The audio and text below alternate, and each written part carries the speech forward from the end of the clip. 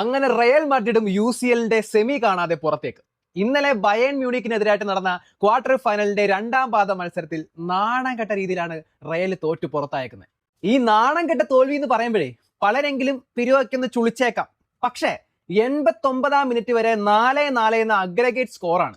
നല്ല രീതിയിൽ രണ്ട് ടീമുകളും കളിച്ച് സമനില പാലിച്ചുകൊണ്ട് നിൽക്കുന്ന സമയത്താണ് അടുത്ത 3 മിനിറ്റിൽ ഈ കളി മൊത്തത്തിൽ അപ്സൈഡ് ഡൗൺ ആക്കുന്നതും കളി കൊണ്ട് തൊലയ്ക്കുന്നതും. കളി തുളയ്ക്കാന്ന് പറഞ്ഞു കഴിഞ്ഞാൽ കളിയുടെ 86-ാമത്തെ മിനിറ്റിൽ റയൽ മിഡ്ഫീൽഡർ ആയിട്ടുള്ള കാമവിംഗയ്ക്ക് കിട്ടിയ ഒരു റെഡ് കാർഡ്. അതാണ് ഇപ്പൊ എല്ലാവരും ചർച്ചാ വിഷയമാക്കിയിരിക്കുന്നത്. അതൊരു ഫെയർ ഡിസിഷൻ ആയിരുന്നു?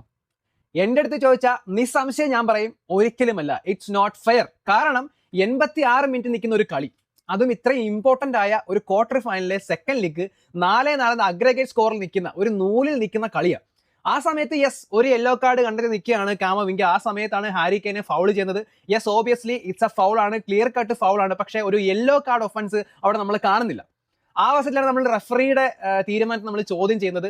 പക്ഷേ നമുക്ക് ആ സമയത്ത് കാണാൻ സാധിക്കും, ഈ ഫൗളിന് ശേഷം കാമവിംഗ ബോളുമായിട്ട് നടന്നു പോകുന്നുണ്ട്. ആ സമയത്ത് ബോൾ കൊടുക്കാത്തതിന്റെ പേരിൽ, ലേറ്റ് ആക്കിയതിന്റെ പേരിലാണ് യെല്ലോ കാർഡ് കൊടുത്തതെന്ന് എനിക്ക് തോന്നുന്നു. അങ്ങനെയാണ് ഇപ്പൊ റെഫറി എല്ലാവരും അനുകൂലിച്ച് സംസാരിച്ചുകൊണ്ടിരിക്കുന്നത്. പക്ഷെ നമ്മൾ ഈ ഒരു സന്ദർഭങ്ങൾ, ഇതോടൊക്കെയുള്ള സിറ്റുവേഷൻ എല്ലാ കളികളും നമ്മൾ കാണാറുള്ളതാണ്. ഇപ്പൊ ഒരു ഫൗൾ വരികയോ അല്ലെ ബോൾ കൊടുക്കാതിരിക്കും, ബോൾ തട്ടിക്കളി ചെയ്യുന്നതൊക്കെ നമ്മൾ എല്ലാ കളികളും കാണാനുള്ളത്. ആ സമയത്തൊന്നും ഇതുപോലെ കാർഡ് കൊടുക്കുന്നത് ഞാൻ കണ്ടിട്ടില്ല. ഞാൻ ഒരിക്കലും ഇത് ന്യായീകരിക്കില്ല. തോൽവി തന്നെയാണ്. സാഹചര്യം അനുസരിച്ച് ഇത്ര എക്സ്പീരിയൻസ്ഡ് ആയിട്ടുള്ള ഒരു പ്ലെയർ കുറച്ചുകൂടെ നല്ല രീതിയിൽ അത് സെറ്റപ്പ് ചെയ്യണമായിരുന്നു. പിന്നെ റെഫറികളെ നമുക്ക് വിശ്വസിക്കാൻ പറ്റില്ല. പലരുടെയും പല മൈൻഡാണ്. അവർക്ക് സ്നാപ്പ് ആയി കഴിഞ്ഞാൽ അവർ അവരുടെ കാർഡ് കാണിക്കും. അവർക്ക് വേറെ കാര്യങ്ങളൊന്നുമില്ല. റയലാണോ ബാഴ്സയാണോ ബയേണാണോ അവർ നോക്കത്തൊന്നുമില്ല. അപ്പൊ എന്റെ അഭിപ്രായത്തിൽ അത് ഫെയർ അല്ലായിരുന്നു. പക്ഷെ റെഫറിയുടെ തീരുമാനം അന്തിമമാണ്. തോൽവി തന്നെയാണ്.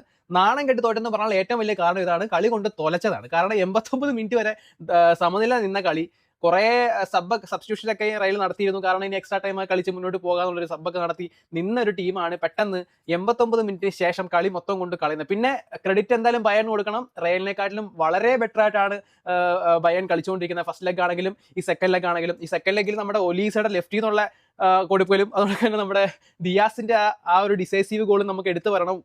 Fantastic goal. അതുപോലെ തന്നെ ആദാ ഗുലേറിന്റെ ആ 2 വണ്ടർഫുൾ ഗോൾ. ആദ്യമേ നോയറിന്റെ ആ മിസ്റ്റേക്കിൽ നിന്ന് വന്ന ഗോള്, അതിനുശേഷം free kick. As A football fan, ആരാധകർക്ക് ആദ്യം മുതൽ അവസാനം വരെ കണ്ണ് ചിമ്മാതെ കണ്ടിരിക്കാൻ പറ്റിയ അബ്സല്യൂട്ട് സിനിമ എന്ന് പറയാൻ പറ്റിയ ഒരു മാച്ച് തന്നെയായിരുന്നു ഇന്നലെ നടന്നത്. അതുപോലെ തന്നെ കഴിഞ്ഞ ദിവസം നമ്മുടെ അത്ലറ്റിയും ബാഴ്സയും തമ്മിൽ നടന്നതും. അപ്പോൾ ഇതാണ് UCL. It's unpredictable, unscripted, unbelievable.